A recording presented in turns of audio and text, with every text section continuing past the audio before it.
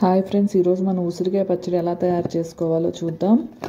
ముందుగా ఉసిరికాయలను శుభ్రంగా కడిగేసి వాటిని ఒక క్లాత్ ఉసిరికాయలకి తడి ఉంటే పచ్చడి ఎక్కువ రోజులు నిల్వ ఉండదు. అందుకని శుభ్రంగా తుడిచేసి ఒక హాఫ్ అన్ అవర్ ఫ్యాన్ కింద ఇవి శుభ్రంగా ఆరిన తర్వాత ఆయిల్లో ఫ్రై చేసుకుందాం. దీనికి నేను వేరుశనగ నూనె వాడుతున్నాను. మామూలుదైనా వాడచ్చు, కానీ ఇదైతే చాలా టేస్టీగా ఉంటుంది. పొయ్యి మీద కళాయి పెట్టేసి దాంట్లో 2 కప్స్ ఆయిల్ వేసాను. వేరొక కళాయి పెట్టేసి దాంట్లో 1 స్పూన్ మెంతులు, 1 స్పూన్ ఆవాలు వేసాను.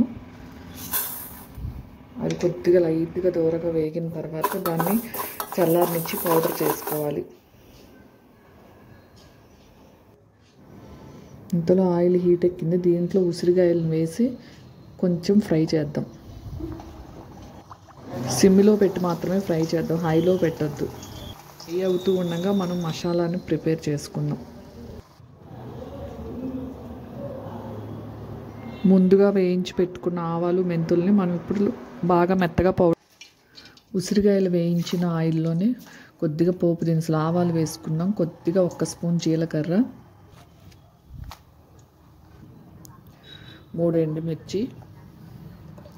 నేను చింతపండు గుజ్జును పసుపు వేసుకుందాం. చింతపండు గుజ్జును ముందుగానే ప్రిపేర్ చేసి పెట్టుకున్నాను. ఆయిల్ హీట్ ఎక్కిన తర్వాత దాన్ని కూడా ఆయిల్లో కలిపేద్దాం.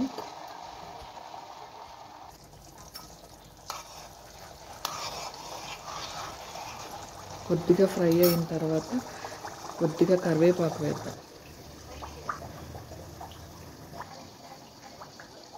చిన్నులపాయలను ఒక్కసారి అయితే మిక్సీలో వేసి దీంట్లో కలిపేస్తున్నాను. మీ ఇష్టం, మీకు కావాలంటే. వేడి చల్లారిన తర్వాత దీన్ని ఉసిరికాయల్లో కలుపుకుందాం. ముందుగా నేను ప్రిపేర్ చేసిన మెంతులు, ఆవాల పౌడర్ని వేశాను.